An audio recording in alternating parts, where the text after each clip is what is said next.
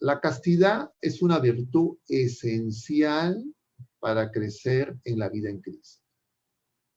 Ya hemos hecho mención y referencia el jueves de la semana pasada a las 3 virtudes teologales, a las 4 virtudes humanas. Quisiera referirme ahora a la virtud de la castidad, de la que poco se predica y de la que es necesario tener más conocimiento para ver y comprender la importancia de esta virtud. La castidad no es igual a la abstinencia sexual, no es igual al celibato, no es igual a la virginidad. La castidad la tenemos que vivir todas las criaturas humanas, solteros y casados, célibes, vírgenes, consagrados en la vocación a la vida sacerdotal, religiosos, todos los seres humanos. Y la castidad implica 2 elementos fundamentales: la integridad de la persona humana y la integridad del don.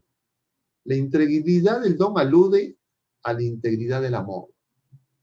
Y lo que produce el pecado y todas estas ideologías que lo que promueven es la rebeldía del hombre contra Dios, que hemos enunciado someramente en este panorama, diríamos, superficial y sintético de los cambios históricos en los últimos 500 años, lo que trae como consecuencia es que nosotros, que estamos llamados a amar como Dios ama, ese es el mandamiento nuevo que el Señor nos da, porque es el amor el que permite, diríamos más teológicamente, es el Espíritu Santo el que nos va a santificar.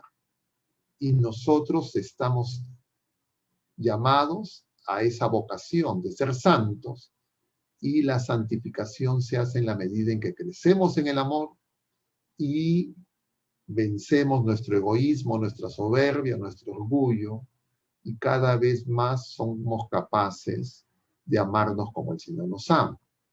La castidad no tiene nada que ver, bueno, tiene que ver, pero no es igual que la abstinencia sexual, que el celibato, que la virginidad. La castidad la tenemos que vivir todos los seres humanos. La castidad tiene que ver con la integridad de nuestro ser personal, cuerpo, alma espiritual, inteligencia, voluntad, facultades superiores con nuestras pasiones, amor íntegro, es decir, eros y ágape. Y entonces no es algo propio para los matrimonios, no es algo exclusivo para los casados, sino es algo que tenemos que tener todos los seres humanos. Porque el pecado lo que hace es destruye la castidad, la integridad de nuestro ser personal y nuestra capacidad de amar.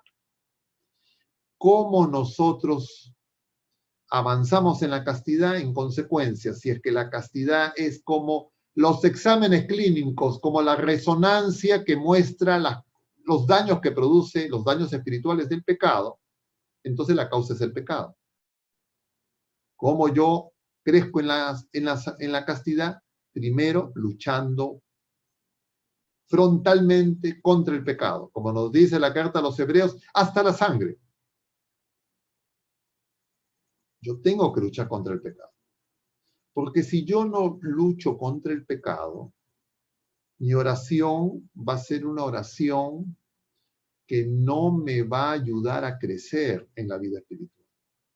Yo les comentaba el ejemplo de Santa Teresa de Ávila con su libro Las Moradas, que es la doctora de la Iglesia cuya fiesta, cuya memoria se celebra el 15 de octubre, y yo lo tengo muy presente en mi memoria porque ese día me ordené como diácono.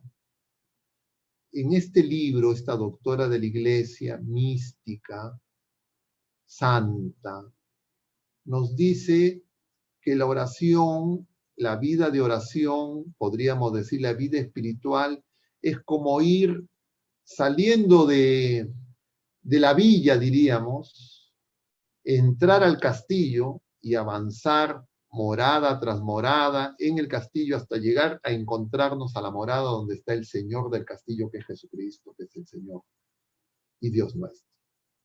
Y entonces las primeras 3 moradas son de lucha frontal, es la llamada vía purgativa contra el pecado.